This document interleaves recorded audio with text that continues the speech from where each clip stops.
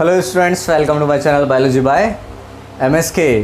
तो जैसा कि आप जानते हैं कि मैंने एक बैच स्टार्ट किया है जिसका नाम है टारगेट नीट 2020। जैसा कि आप देख पा रहे हैं यहाँ पे बोर्ड पे बड़ा बड़ा सा लिखा हुआ है मैंने, टारगेट नीट 2020, यानी कि जो नेक्स्ट मंथ एग्ज़ाम आने वाला है उससे रिलेटेड मैं यहाँ पर मोस्ट इम्पोर्टेंट क्वेश्चंस करवा रहा हूँ, मोस्ट एक्सपेक्टेड जिनके आने के चांसेस बहुत ज़्यादा हैं।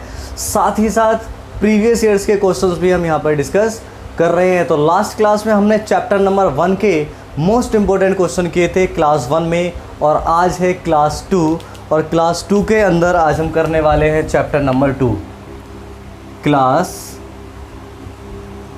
2, चैप्टर 2। चैप्टर 2 का नाम है रिप्रोडक्शन इन फ्लावरिंग प्लांट्स, यानी कि फ्लावरिंग प्लांट्स के अंदर रिप्रोडक्शन। आपको पता है 12th क्लास का चैप्टर है ये, ठीक है। उसके मोस्ट इम्पोर्टेंट क्वेश्चन यानी कि अराउंड 50 क्वेश्चंस जो कि मोस्ट इम्पोर्टेंट है वो मैंने कलेक्ट किए हैं, ठीक है। उनको आज हम डिस्कस करने वाले हैं। तो उसको करने के लिए मैं पेपर पेन का इस्तेमाल करना चाहूँगा। तो आइए चलते हैं हमारे क्वेश्चंस की ओर, क्वेश्चन नंबर 1 की ओर, ठीक है। हेलो स्टूडेंट्स, तो आइए हम स्टार्ट करते हैं क्वेश्चन नंबर 1 से, ठीक है।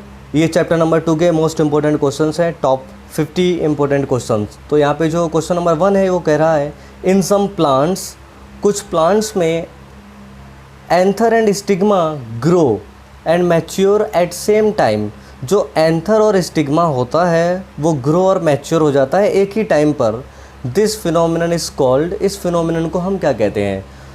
तो आप सोचें इसका आंसर क्या हो सकता है, ठीक है, और अपने पास लिख लें और बाद में आप चेक करें आपने कितने सही किए हैं। हालांकि मैं करेक्ट आंसर इसका बताने वाला हूं।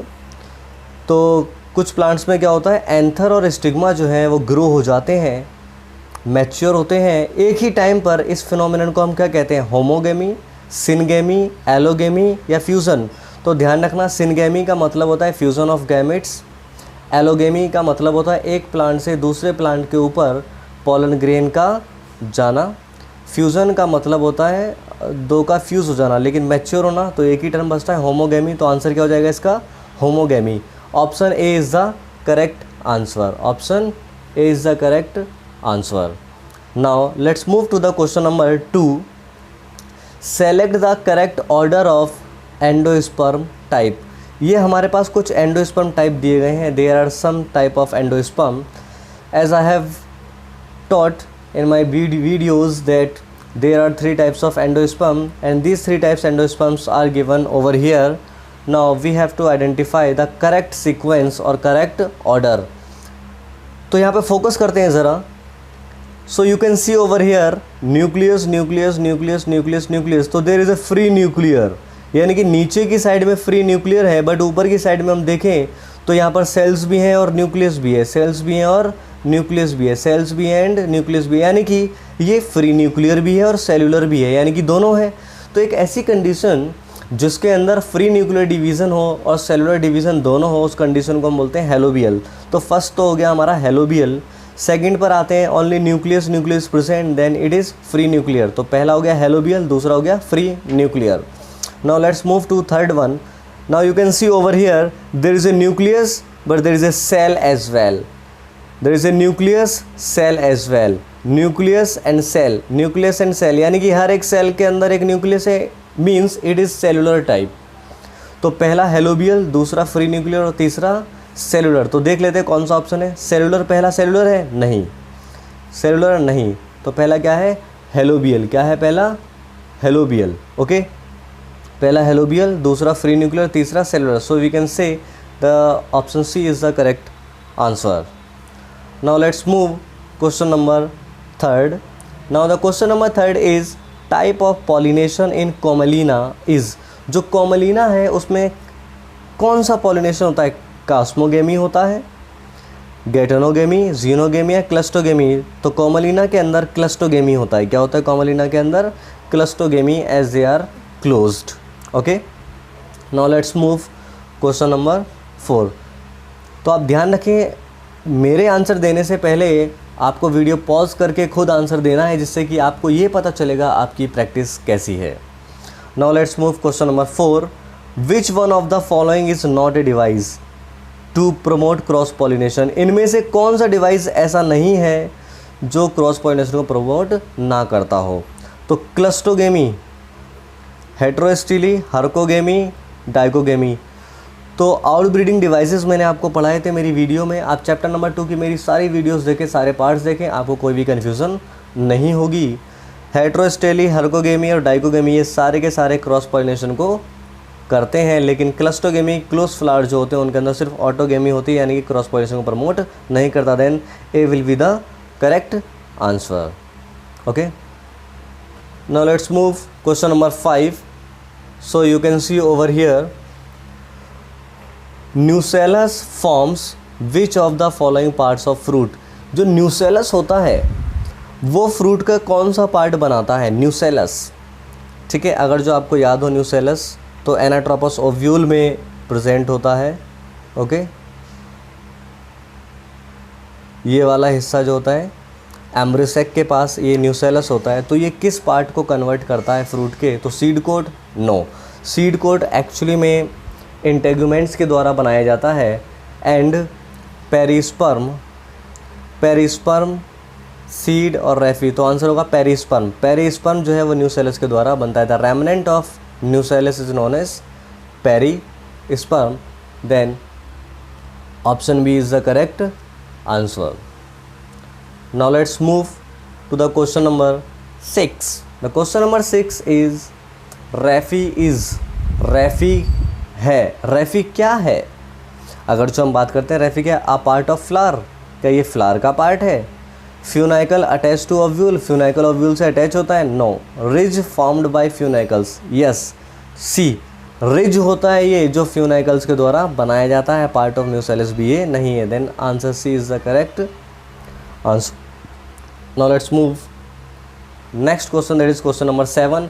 और ध्यान रखें ये क्वेश्चन नंबर जो है वो प्रीवियस ईयर्स में पूछे गए क्वेश्चंस हैं, तो आप सभी इनको अच्छे से पढ़ें और अपनी प्रैक्टिस ज़रूर करें कि आपने कितने क्वेश्चन ठीक किए, और मुझे कमेंट बॉक्स में कमेंट कर करके बताएं कि आपके 50 में से कितने क्वेश्चंस ठीक रहे हैं. इससे कि आपको पता चलेगा कि आपकी प्रैक्टिस किस तरीके की है और किस लेवल की है. नाउ अब हम बात कर लेते हैं क्वेश्चन नंबर 7 की. An ovule which becomes curved, एक ओव्यूल जो कर्व्ड हो जाता है, so that the nucellus and embryo sac, nucellus और embryo sac lie at right angle. देखना ओव्यूल जो था वो कर्व्ड हो गया, इससे क्या हुआ, nucellus and embryo sac lie at right angle. तो एम्ब्रियोसेक और न्यूसेलस राइट एंगल पे आ गए, 90 डिग्री पर आ गए. इसको हम क्या कहते हैं? तो ध्यान रखना, इसको हम हेमीट्रोपस कहते हैं. क्या कहते हैं इसको हम? हेमीट्रोपस. ठीक है. एनाट्रोपस में दोनों एक ही लाइन में होते हैं, लेकिन हेमीट्रोपस जो है उसमें क्या होता है, न्यूसेलस और एम्ब्रियोसेक 90 डिग्री पर प्रेजेंट होते हैं. Now let's move to the question number 8.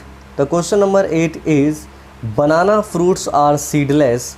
जो बनाना फ्रूट होता है वो सीडलेस होता है, बिकॉज, क्योंकि.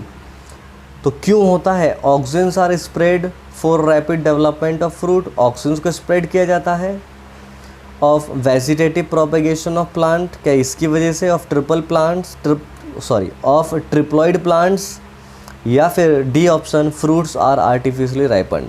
तो इनमें से कौन सा आंसर सही है? तो आंसर इसका 3 है, थर्ड, यानी कि C is the correct answer. Banana fruits are seedless because of triploid plants, क्योंकि ट्रिप्लॉइड प्लांट्स होते हैं. और ध्यान रखना मेजरली बनाना प्लांट्स ट्रिप्लॉइड होते हैं, जिसकी वजह से ये सीडलेस होते हैं. तो answer C will be the correct answer.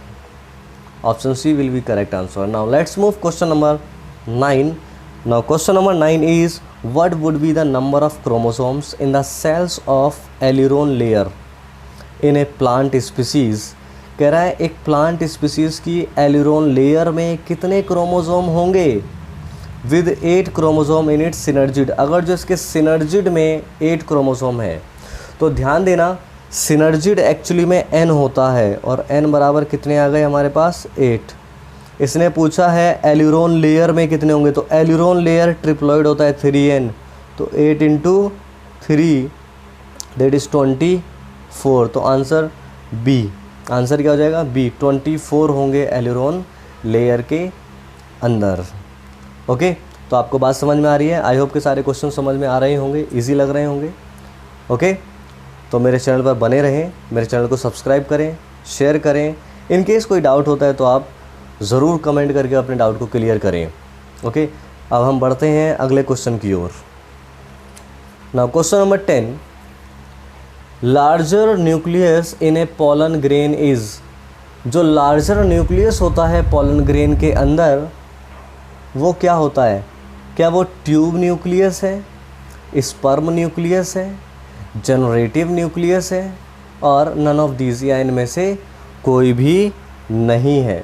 तो ध्यान देना, जो पॉलन ग्रेन के अंदर लार्ज न्यूक्लियस होता है दैट इज़ ट्यूब न्यूक्लियस। वो क्या होता है? ट्यूब न्यूक्लियस होता है। अब आप सोचेंगे कि ट्यूब न्यूक्लियस क्या होता है, तो ट्यूब न्यूक्लियस को एक्चुअली में हम वेजिटेटिव न्यूक्लियस भी कहते हैं। तो वेजिटेटिव सेल जो होता है वो लार्ज होता है, ठीक है, उसका न्यूक्लियस भी लार्ज होता है, इसलिए आंसर क्या हो जाएगा? Tube nucleus. जनरेटिव न्यूक्लियस छोटा होता है, स्मॉल होता है, तो answer option A will be the correct answer. Now let's move question number 11, the onagrad type embryo development is found in. जो ओनेग्रिड टाइप एम्ब्रियो डेवलपमेंट है वो किसके अंदर पाया जाता है? सोलेनम, कैप्सुला, लिलियम या हिबिस्कस, किस में पाया जाता है? तो आंसर है कैप्सुला। कैप्सुला के अंदर ओनेग्रिड टाइप एम्ब्रियो का डेवलपमेंट होता है। Now let's move question number 12, the nutritive layer of microsporangia of सिप्सेला।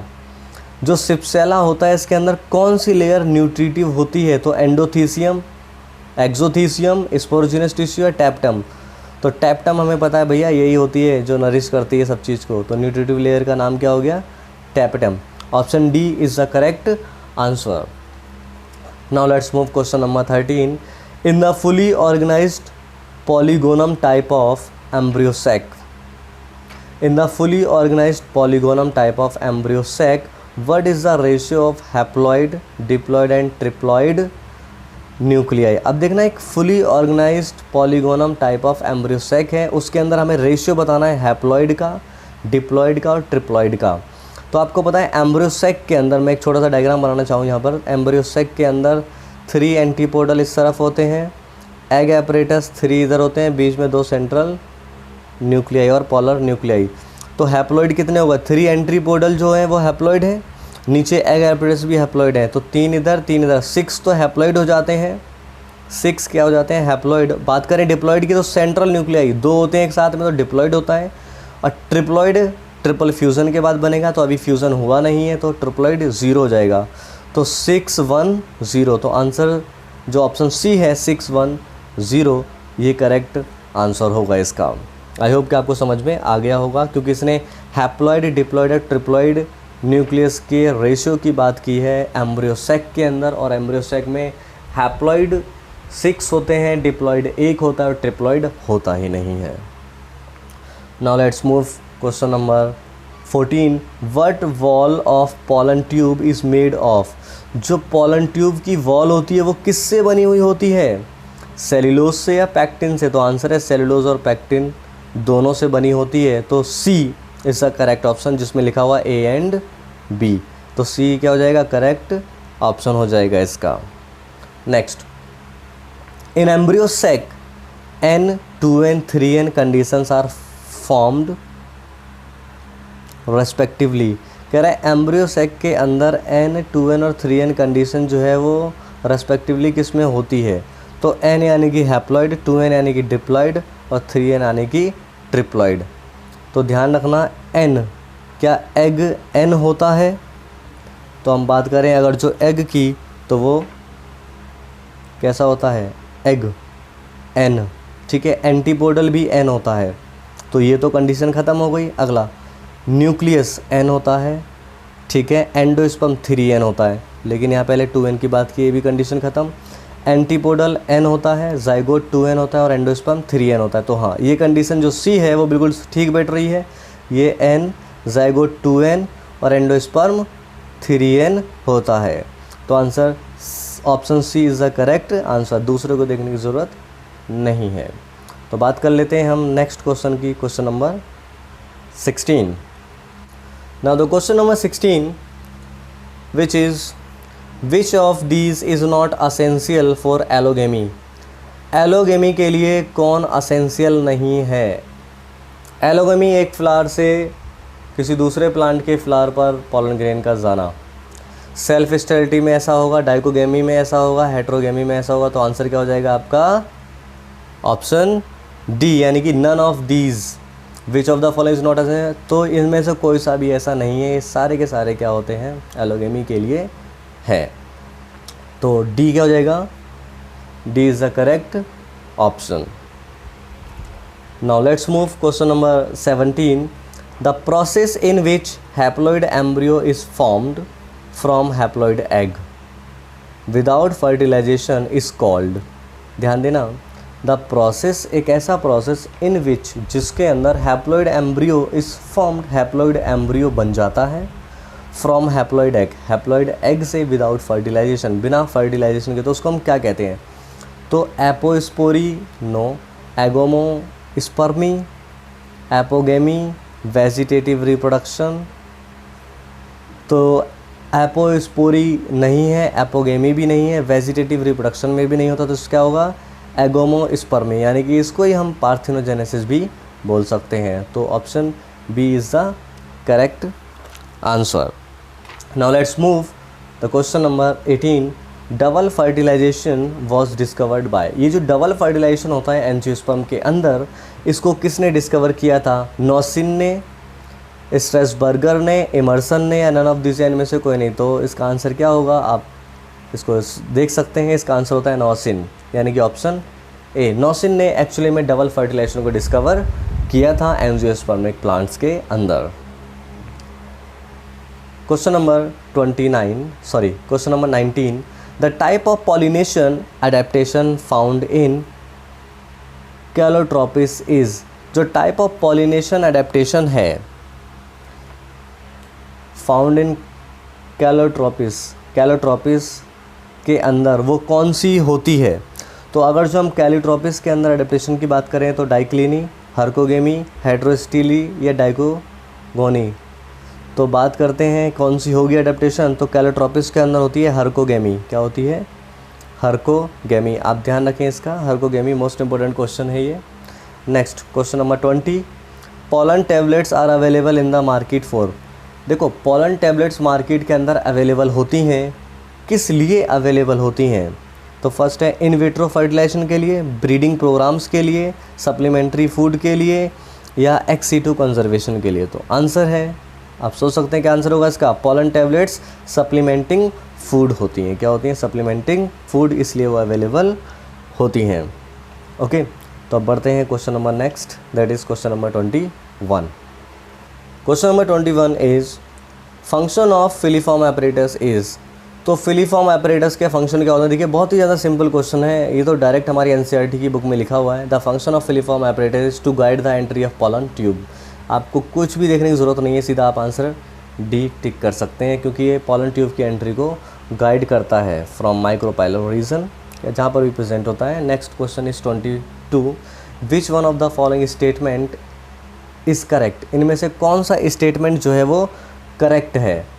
The seed in grasses is not endospermic, गलत है। मैंगो इज ए पार्थेनोकार्पिक, गलत है। A proteinaceous aleurone layer is present in maize grain, ये सही है। आपने उसको 11th class की बुक में भी पढ़ा है, 12th क्लास में भी पढ़ा है, ठीक है। तो जो मेज़ होता है उसके ऊपर प्रोटीनेशियस लेयर होती है जो कि एल्यूरोन की होती है, ठीक है। प्रोटीनेशियस एल्यूरोन लेयर प्रेजेंट होती है मेज़ के ऊपर। तो option C is the correct answer. Next question 23।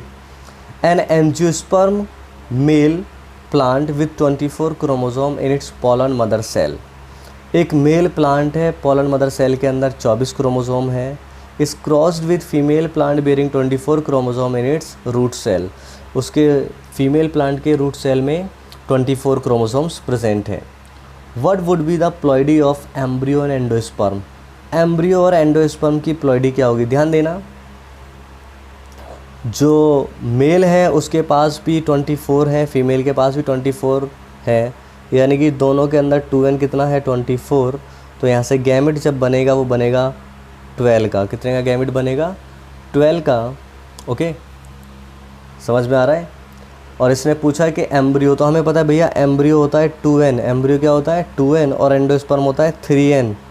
तो 12 इंटू 2 24, 12 इंटू 3 36, तो 24 और 36 यानी कि option D is the correct answer, 24 and 36।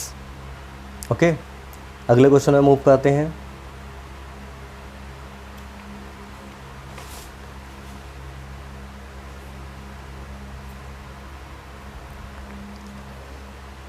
Question number 24, emasculation ensures cross pollination in.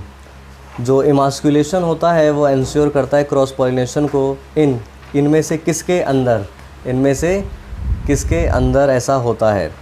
तो पहला ऑप्शन दिया गया है staminate flower, second bisexual flower, third neutral flower, और फोर्थ पिस्टिलेट फ्लावर। तो आप देख सकते हैं कि इसका आंसर क्या होगा, इमास्कुलेशन एंश्योर्स क्रॉस पॉलिनेशन। तो इमास्कुलेशन एक्चुअली में हम बाइसेक्सुअल फ्लावर के अंदर करते हैं, तो ऑप्शन क्या हो जाएगा, option B is the correct answer.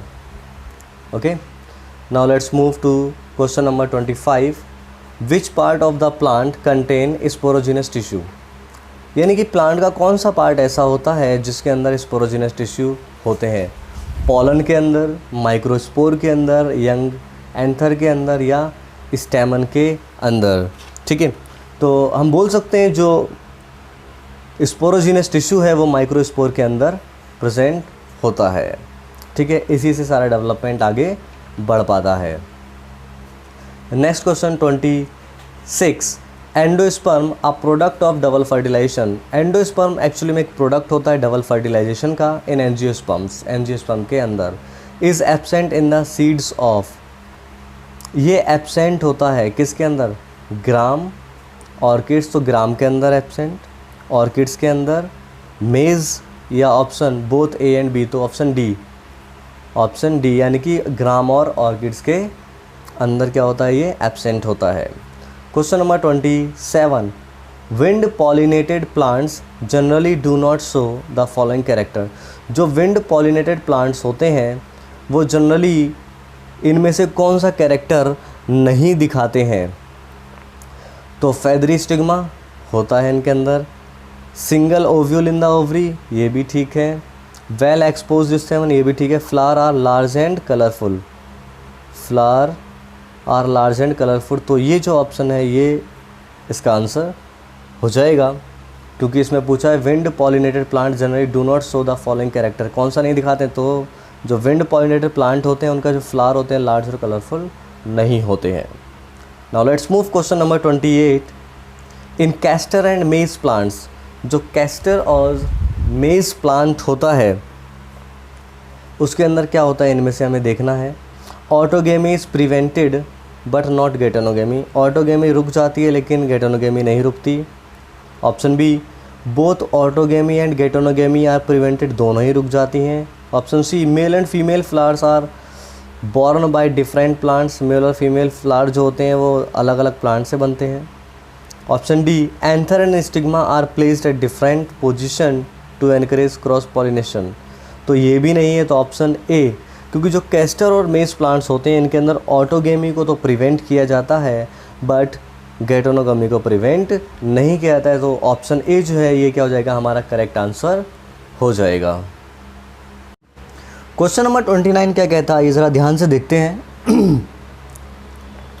Mail gametophyte of angiosperms is reduce to, जो मेल गैमेटोफाइट होता है एंजियोस्पर्म का इज़ रिड्यूस टू, वो कन्वर्ट हो जाता है, रिड्यूस हो जाता है एक सेल के अंदर, दो सेल के अंदर, तीन सेल के अंदर या चार सेल के अंदर। तो ध्यान रखना जो मेल गैमेटोफाइट होता है वो 3 सेल्स में रिड्यूस हो जाता है, जिसमें 2 मेल गैमेट होते हैं और एक वेजिटेटिव सेल होता है। इसको हम 3 सेल स्टेज भी बोल सकते हैं। Question number 30, 7 celled and 8 nucleate structure in angiosperm is known as, जो 7 सेल्ड 8 न्यूक्लिएट स्ट्रक्चर होती है,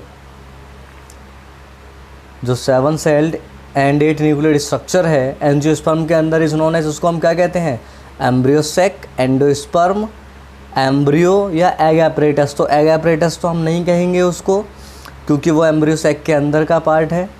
एम्ब्रियो वो आफ्टर फर्टिलाइजेशन डेवलप होता है, एंडोस्पर्म आफ्टर फर्टिलाइजेशन, तो उस स्ट्रक्चर को हम क्या बोलते हैं, एम्ब्रियो सैक कहते हैं। क्या कहते हैं, एम्ब्रियो सैक। तो option A is the correct answer. Okay तो ध्यान से करते रहें और ज़रूर लास्ट में कमेंट करके कमेंट में ये बताएं कि आपके कितने क्वेश्चंस ठीक रहे हैं। Question number 31, both autogamy and geitonogamy are prevented in. Autogamy और गेटोनोगेमी को प्रिवेंट किया जाता है किसके अंदर, पपाया के अंदर, कुकुम्बर के अंदर, कैस्टर या मेज़। तो ध्यान रखना, ऑटोगेमी और गेटोनोगेमी इसको हम पपाया के अंदर प्रिवेंट करते हैं। किसके अंदर ये प्रिवेंट होता है, पपाया के अंदर। इसमें सिर्फ क्या होता है, जीनोगेमी होता है। क्या होता है इसके अंदर, xenogamy. Next question number 32, plants with ovaries having only one और फ्यू ओव्यूल्स, यानी कि प्लांट्स जिनके पास ओवरीज हैं और उनकी ओवरी में सिर्फ एक या कुछ ही ओव्यूल हैं, are generally pollinated bye.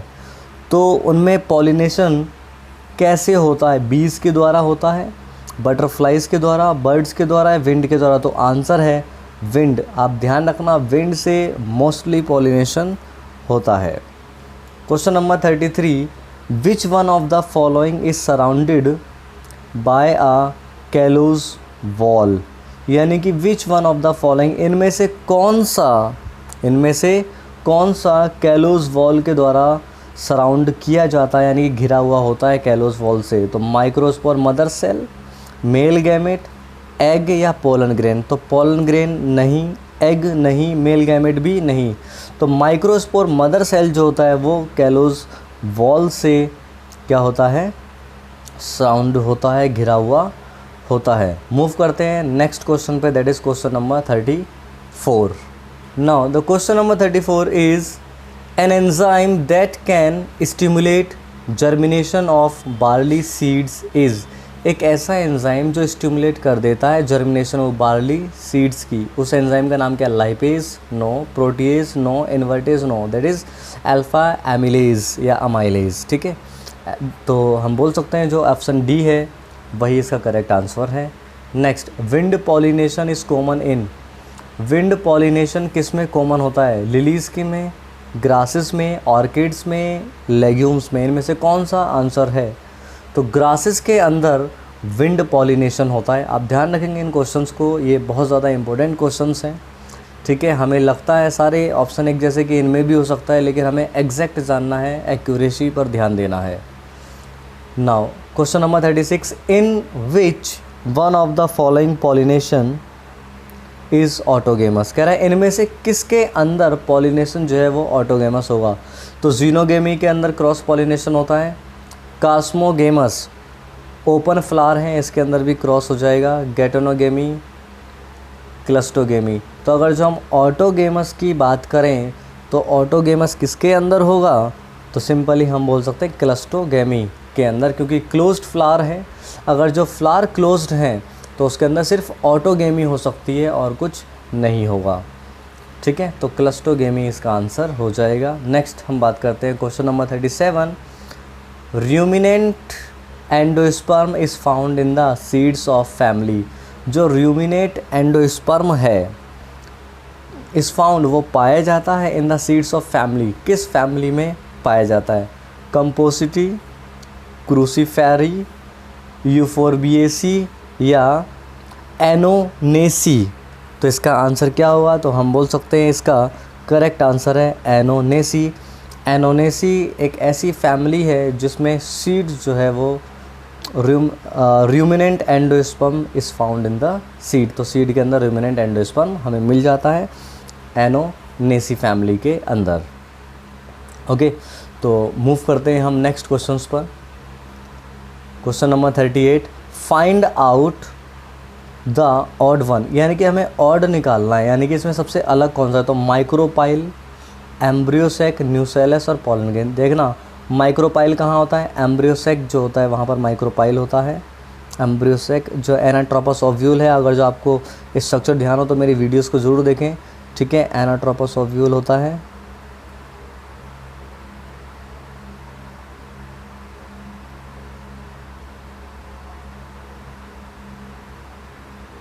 Okay, यहाँ होता है माइक्रोपाइलर रीजन, यहाँ होता है एम्ब्रियो सैक, और ये होता है न्यूसेलस।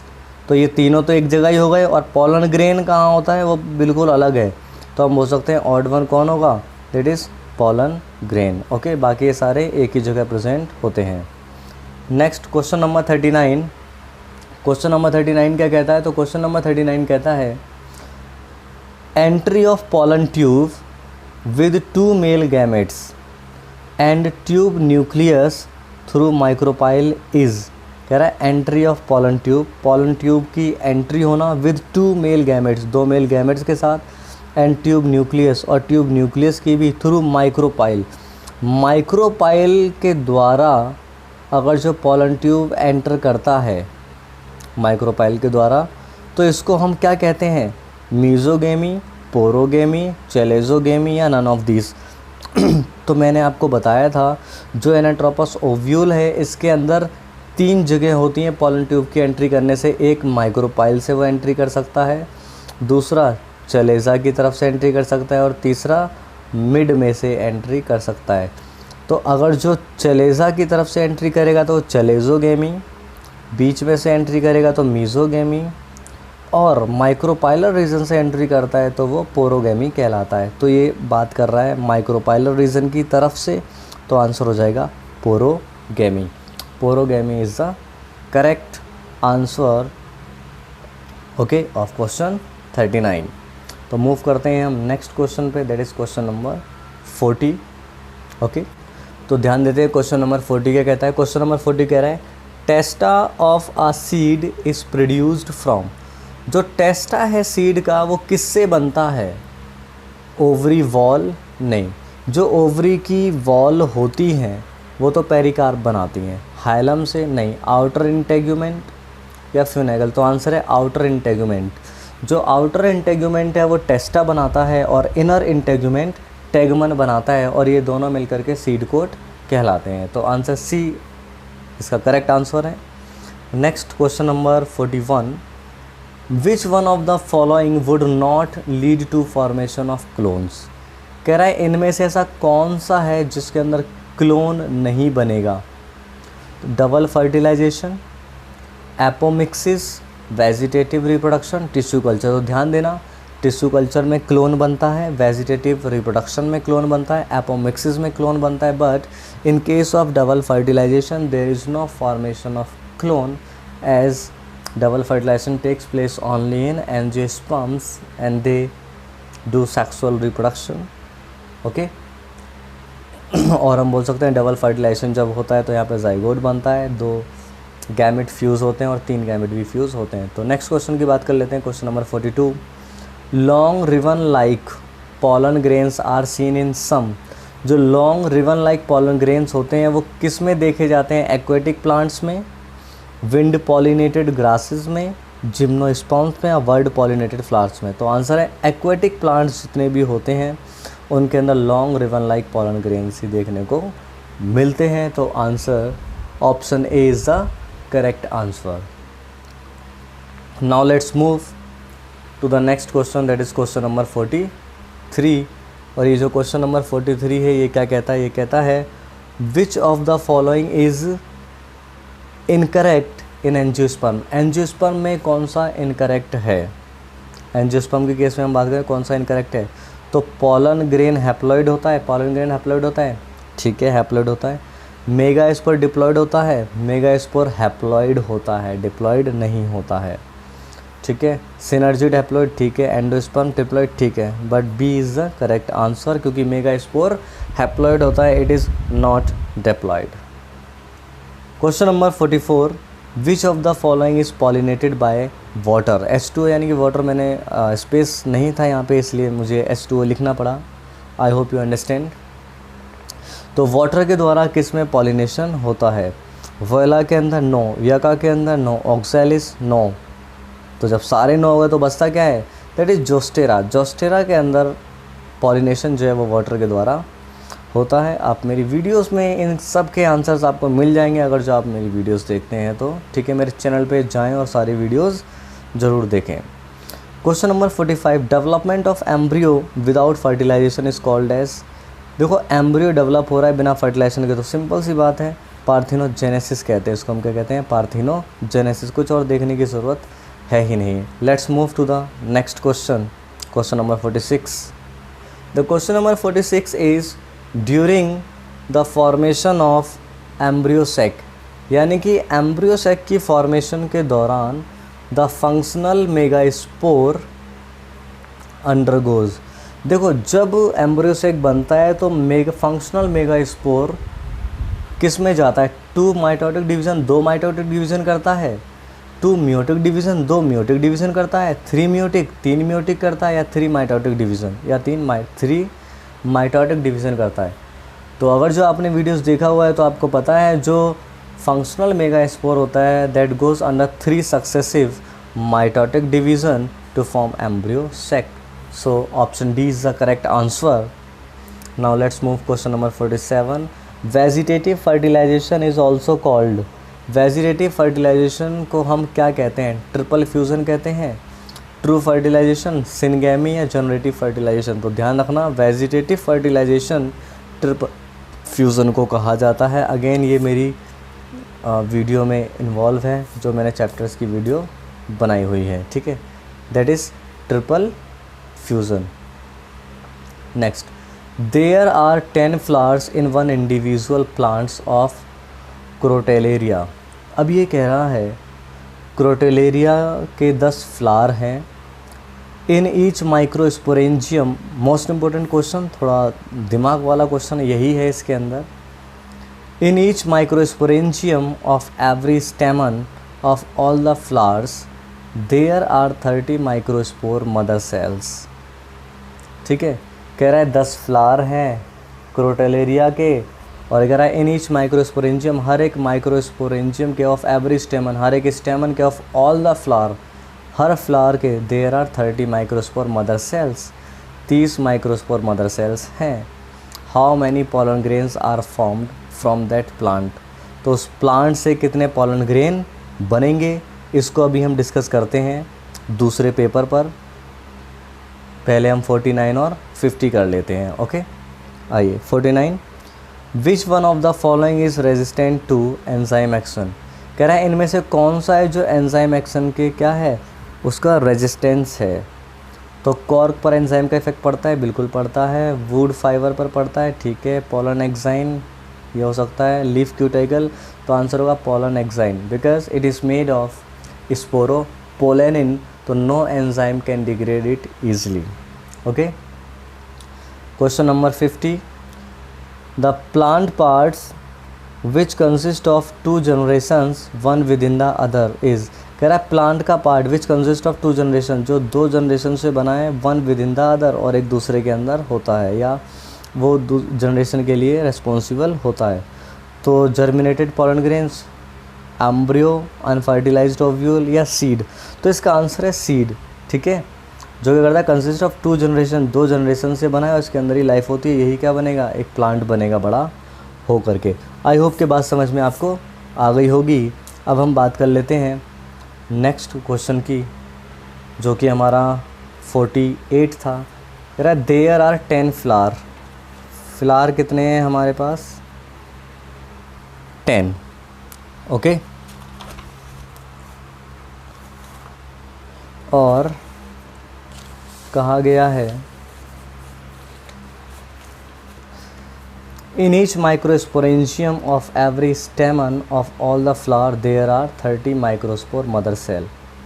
हर एक माइक्रोस्पोरेंजियम के अंदर, तो माइक्रोस्पोरेंजियम जो है वो 4 होते हैं, 1 2 3 4, ठीक है। हर एक के अंदर कितने हैं, 30 हैं। इसके अंदर भी 30 हैं, इसमें भी 30 हैं, इसमें भी 30 हैं, और इसमें भी 30 माइक्रोस्पोर मदर सेल हैं। हमें पता है एक microspore mother cell, 1 microspore mother cell 4 pollen grain बनाती है। कितने पोलन ग्रेन बनाती है, 4 पोलन ग्रेन बनते हैं एक से। तो टोटल हमारे पास कितने हैं यहाँ पर, 120 माइक्रोस्पोर मदर सेल हैं।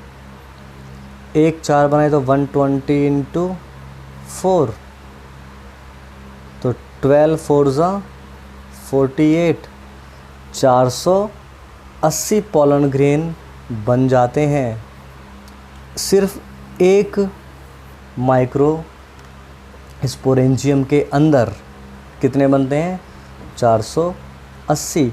लेकिन अगर जो हम देखें फ्लावर कितने हैं, तो फ्लावर तो 10 हैं।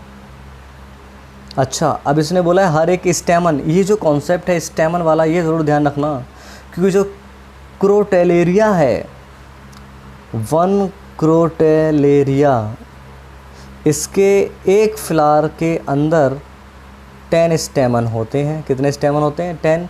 तो एक स्टेमन के अंदर इतने क्या बन रहे हैं? पोलन ग्रेन बन रहे हैं। तो 10 में कितने बनेंगे? 10 में इतने पोलन ग्रेन बनेंगे। लेकिन 10 फ्लावर की बात करें तो 10 फ्लावर यानी कि 10 से और इसको मल्टीप्लाई कर दें तो 48,000 यानी कि 48,000। तो आंसर 48,000 यानी कि डी हो जाएगा। एक बार दोबारा देखें, हमारे पास फ्लावर 10 हैं। कितने फ्लावर हैं? 10। और हमें पता है जो एक माइक्रोस्पोर मदर सेल है वो 4 पोलन ग्रेन बनाता है। इसने बोला हुआ है कि माइक्रोस्पोरेंजियम के अंदर जो ये हैं, हर एक स्टेमन के अंदर हम देखें तो माइक्रोस्पोर कितने हैं? 30 हैं। तो हमें पता है भैया 4 होते हैं, तो 30 कितने होगा टोटल माइक्रोस्पोर हमारे पास? टोटल माइक्रोस्पोर मदर सेल हमारे पास हो जाते हैं 120। 120 जो है वो कितने पोलन ग्रेन बनाएगा? 480 बनाएगा। और हमें पता है जो एक फ्लावर है, एक फ्लावर के पास 10 स्टेमन होते हैं। कितने स्टेमन होते हैं एक फ्लावर में? 10। तो हमने 10 से मल्टीप्लाई कर दी, तो ये एक फ्लावर के पोलन ग्रेन आ गए। लेकिन हमें तो 10 फ्लावर के निकालने हैं, तो 10 से फिर मल्टीप्लाई हम कर देते हैं। इस तरीके से हमारे पास total number of pollen grains निकल करके आ जाते हैं। ठीक है, तो ये है चैप्टर नंबर 2 के मोस्ट इम्पोर्टेंट क्वेश्चन, जो कि कितने हैं हमारे पास? 50 क्वेश्चन हमने किए हैं। और आप मुझे कमेंट बॉक्स में कमेंट ज़रूर करें और बताएं कि आपने कितने करेक्ट किए, आपके कितने ठीक निकले। मेरे चैनल पे बने रहें, कंटिन्यूअस मेरी वीडियोस को देखते रहें, मेरे चैप्टर्स की वीडियोस भी देखें, नीट की वीडियोस भी देखें। ओके, डेली के डेली आपको अपलोड मिलते रहेंगे चैप्टर्स के। कभी एक वीडियो मिलेगी और कभी 2 वीडियोस मिलेंगी, लेकिन हाँ देखें ज़रूर। ओके, क्योंकि यहाँ पर हम मोस्ट इम्पोर्टेंट क्वेश्चंस की बात कर रहे हैं, क्योंकि इसका नाम ही रखा है हमने टारगेट नीट 2020। Target NEET 2020। ठीक है, आपको बहुत ज़्यादा हेल्प मिलेगी इन वीडियो से। Thank you for watching my channel biology bye MSK। अगर जो आप फिज़िक्स की वीडियोस लेना चाहते हैं तो मैं नीचे डिस्क्रिप्शन बॉक्स में फ़िज़िक्स का भी लिंक सेंड कर दूंगा, आप वहां से देख सकते हैं, फिज़िक्स बाय राहुल बंसल। और हाँ, अगर आप मेरे चैनल पे पहली बार आए हैं तो मेरे चैनल को सब्सक्राइब करें, मेरी वीडियोस को शेयर करें। इन केस अगर जो आपको कोई डाउट लगता है किसी क्वेश्चन में तो कमेंट बॉक्स में कमेंट ज़रूर करें। बेल आइकन को प्रेस करना बिल्कुल ना भूलें। Thank you for watching my channel biology bye MSK।